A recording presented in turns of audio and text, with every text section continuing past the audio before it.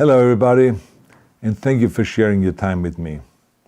I'm sending this message through various different channels to reach my dear Russian friends and the Russian soldiers serving in Ukraine. I'm speaking to you today because there are things that are going on in the world that are being kept from you, terrible things that you should know about. But before I talk about the harsh realities, let me just tell you about the Russian who became my hero. In 1961, when I was 14 years old, a very good friend of mine invited me to come to Vienna and to watch the World Weightlifting Championships. I was in the audience when Yuri Petrovich Vlasov won the World Championship title, becoming the first human being to lift 200 kilograms over his head. And somehow a friend of mine got me backstage.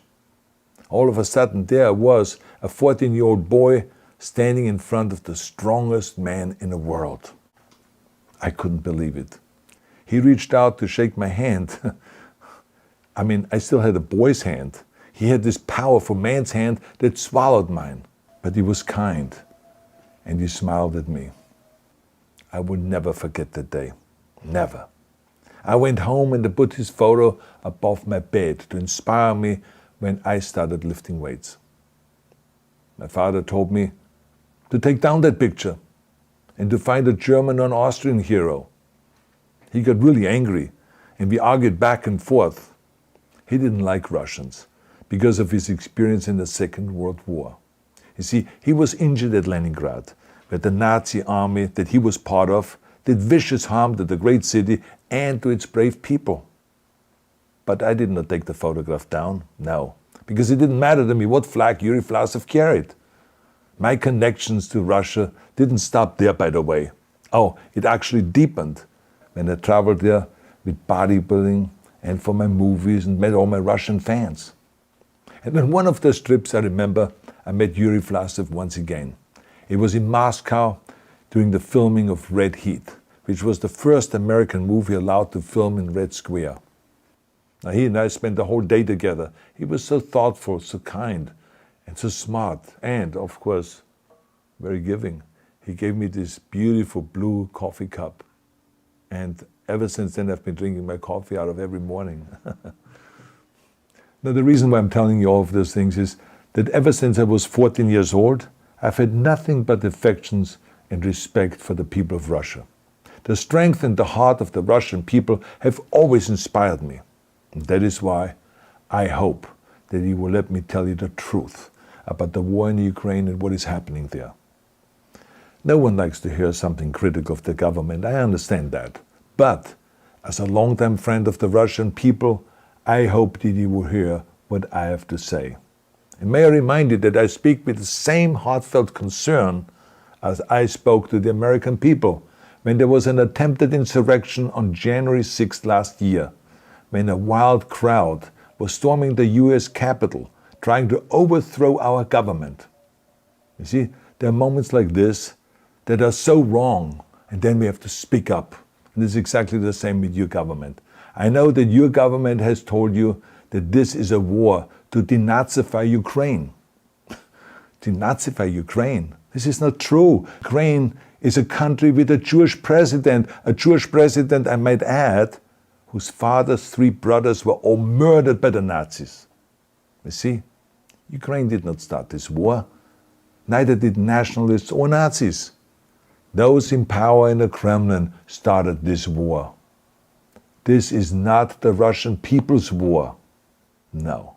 As a matter of fact, let me tell you, what you should know is that 141 nations at the UN voted that Russia was the aggressor and called for it to remove its troops immediately. Only 4 countries in the entire world voted with Russia. That is a fact.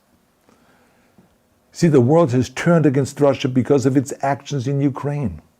Whole city blocks have been flattened by Russian artillery and bombs, including a children's hospital and a maternity hospital. 3 million Ukrainian refugees, mainly women, children, and elderly, fled their country, and many more are trying to seek to get out. It is a humanitarian crisis. Because of its brutality, Russia is now isolated from the society of nations. You're also not being told the truth about the consequences of this war on Russia itself. I regret to tell you that thousands of Russian soldiers that have been killed. They have been caught between Ukrainians fighting for their homeland and the Russian leadership fighting for conquest. Massive amounts of Russian equipment have been destroyed or abandoned.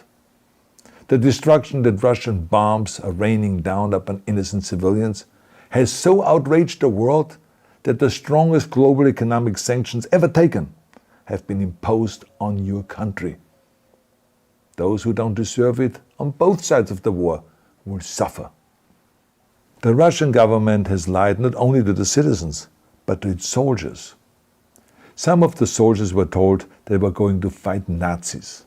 Some were told that the Ukrainian people would greet them like heroes, and some were told that they were simply going on exercise. They didn't even know that they were going into war. And some were told that they were there to protect ethnic Russians in Ukraine. None of this is true. The fact is that Russian soldiers have faced fierce resistance from the Ukrainians who want to protect their families and their country. When I see babies being pulled out of ruins, I think that I'm watching a documentary about the horrors of the Second World War, not the news of the day.